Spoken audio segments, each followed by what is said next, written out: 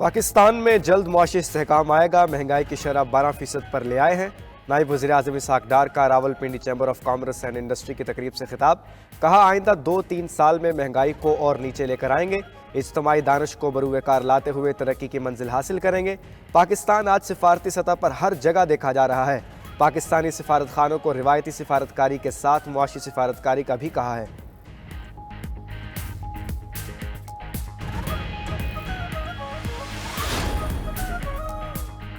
Punjab assembly में हुकूमत और अपोजिशन अरकान गुत्थम घुत्ता हो गए। बजट इजलास में दोनों अतराफ से अरकान की हाथापाई।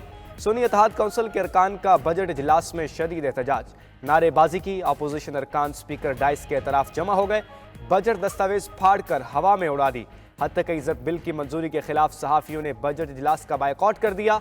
उधर पीपल्स पार्टी के अरकान असम्बली बजट इजलास से गैर हाजिर रहे।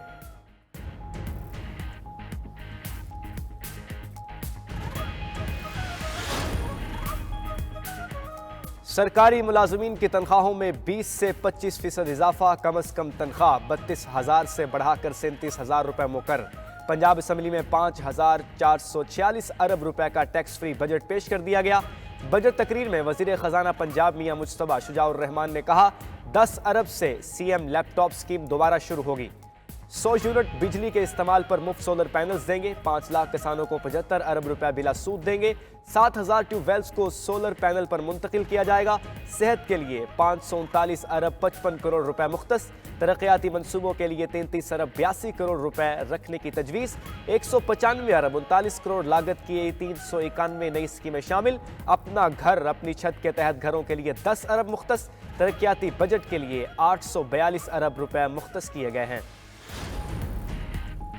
सिंध में सरकारी मुलाजमीन की तनख्वाहों में 30% इजाफा मुतवक्के। सूबाई हुकूमत 3,352 अरब रुपए हजम का बजट आज पेश करेगी। सिंध के बजट में 20 अरब रुपए का खसारा भी शामिल होगा। सालाना तरक्याती प्रोग्राम के लिए 859 अरब रुपए तजवीज़। सूबाई तरक्याती कामों के लिए 493 अरब। जिले तरक्याती मंसूबों के लिए 53 अरब तजवीज़। तालीम के लिए 322 अरब। सेहत के लिए 287 अरब रुपए तजवीज़ किए गए हैं।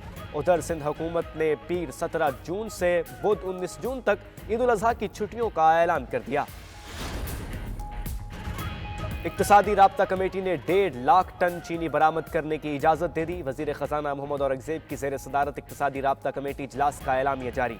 कीमत बढ़ने पर चीनी की एक्सपोर्ट रोक दी जाएगी। ईसीसी ने पास्को के बकाया जात के लिए 6 अरब 59 करोड़ 60 लाख रुपए की मंजूरी भी दे दी।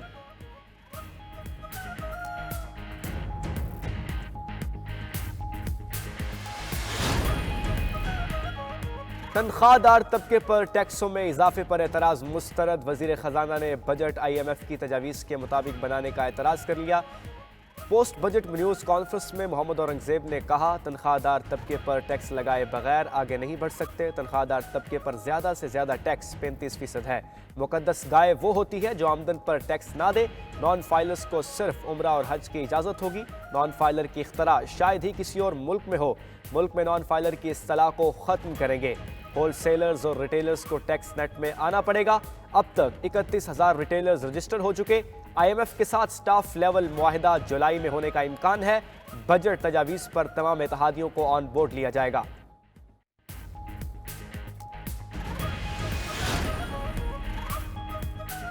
PTI ने विफाकी बजट को जहर कातिल करार दे दिया। बजट में टैक्सेस की भरमार पर ऐवान बाला में सेनेटर्स का शदीद रद्द-ए-अमल।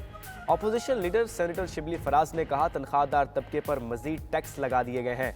निचले तबके के मुलाजमीन का जीना मुहाल हो गया। इशराफिया ने हमेशा गरीब तबके का खून चूसा। ऐसे सेक्टर्स पर टैक्स लगाया गया जिससे हमारी इकॉनमी मजीद नीचे जाएगी। पीपल्स पार्टी पर तनकीद करते हुए कहा, अब ये लोग MQM 2 बनने जा रहे हैं। सेनेटर सैफुल्ला अबड़ू ने चेयरमैन FDR को हटाने का मुतालबा कर दिया। एमल वली खान ने कहा, बजट में इतने ज्यादा टैक्स लगाए गए हैं, शादी और बच्चे पैदा करने पर भी टैक्स लगा दें। सेनेटर दोस्त मोहम्मद खान ने कहा, यह तबाही वाला बजट है।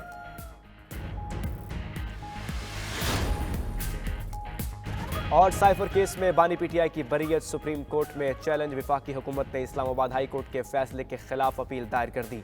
हुकूमत की दरखास्त में शाह महमूद कुरैशी की बरीयत को भी चैलेंज किया गया है। खुसूसी अदालत ने साइफर केस में दोनों को 10-10 साल कैद की सजाएं सुनाई थी, जिसे हाई कोर्ट के 2 रुकनी बेंच ने कलअदम करार दिया था। उधर बानी पीटीआई और शाह महमूद कुरैशी को एक और मुकदमे में बरी कर दिया गया। इस्लामाबाद की मुकामी अदालत ने आज़ादी मार्च के दौरान तोड़फोड़ के मुकदमे में बरीयत का फैसला सुनाया।